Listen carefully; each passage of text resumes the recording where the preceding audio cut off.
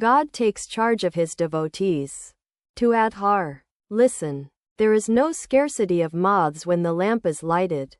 When God is realized, he himself provides everything for his devotees. He sees that they do not lack anything. When God is enshrined in the heart, many people come forward to offer their services. Once a young sannyasi went to a householder to beg his food. He had lived as a monk from his very birth. He knew nothing of worldly matters. A young daughter of the householder came out to give him alms. He turned to her mother and said, "Mother, has this girl abscesses on her chest?" The mother said, "No, my child. God has given her breasts to nurse her child when she becomes a mother." Thereupon the sannyasi said, "Then why should I worry about myself? Why should I beg my food? He who has created me will certainly feed me." Listen. If a woman renounces everything for her paramour, she can say to him, if need be, "You wretch, I shall sit on your chest and devour you." Nangta told me of a certain king who gave a feast to the sadhus, using plates and tumblers of gold. I noticed in the monasteries at Benares with what great respect the abbots were treated. Many wealthy up-country people stood before them with folded hands, ready to obey their commands. But a true sadhu, a man who has really renounced everything, seeks neither a gold plate nor honor. God sees that he lacks nothing. God gives the devotee everything that is needed for realizing him. To Adhar. You are an executive officer. What shall I say to you? Do whatever you think best. I am an illiterate person.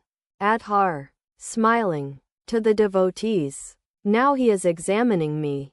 Master. Smiling. Dispassion alone is good. Don't you see? I didn't sign the receipt for my salary?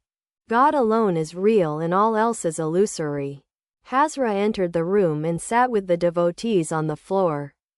Hazra repeated now and then, "Soham, Soham, I am he, I am he." To Latu and other devotees he often said, "What does one gain by worshipping God with offerings? That is merely giving him things that are his already." He had said this once to Narendra. The master spoke to him. "Master, I explained to Latu who the object of the devotee's worship is." Hazra. The devotee really prays to his own self. Master, what you say is a very lofty thought. The aim of spiritual discipline, of chanting God's name and glories, is to realize just that. A man attains everything when he discovers his true self in himself. The object of sadhana is to realize that. That also is the purpose of assuming a human body. One needs the clay mold as long as the gold image has not been cast. But when the image is made, the mold is thrown away. The body may be given up after the realization of God. God is not only inside us. He is both inside and outside. The Divine Mother showed me in the Kali temple that everything is Chinmaya, the embodiment of spirit, that it is she who has become all this, the image, myself, the utensils of worship, the door sill, the marble floor, everything is indeed Chinmaya. The aim of prayer, of spiritual discipline, of chanting the name and glories of God, is to realize just that. For that alone a devotee loves God. These youngsters are on a lower level. They haven't yet reached a high spiritual state. They are following the path of bhakti. Please don't tell them such things as, "I am he." Like the mother bird brooding over her chicks.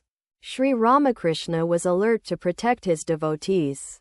Adhar and Niranjan went out on the porch to take refreshments. Presently they returned to the room. Adhar. Smiling. We talked about so many things. Pointing to M. But he didn't utter a word. Master. In Kashab's organization there was a young man with 4 university degrees. He laughed when he saw people arguing with me. He said, "To argue with him? How silly." I saw him again, later on, at one of Kashab's meetings. But then he did not have the same bright complexion. Sri Ramakrishna sat on the floor for his supper. It was a light meal of a little farina pudding and 1 or 2 luchis that had been offered in the Kali temple. And Latu were in the room. The devotees had brought various sweets for the master. He touched a sandesh and asked Latu, "Who is the rascal that brought this?" He took it out of the cup and left it on the ground. He said to Latu and "I know all about him. He is immoral, Latu. Shall I give you this sweet?" "Master, Kishori brought it." "Latu, will it suit you?" Master, smiling, "Yes." Had received an English education. Sri Ramakrishna said to him, "It is not possible for me to eat things offered by anyone and everyone. Do you believe this? Gradually I shall have to believe all these things." Master, "Yes, that is so." After finishing the meal, Sri Ramakrishna washed his mouth. He said to "Then will you give the rupee to Naren?"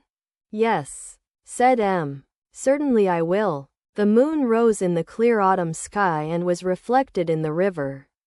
It was ebb tide in the Ganges and the river flowed south toward the sea.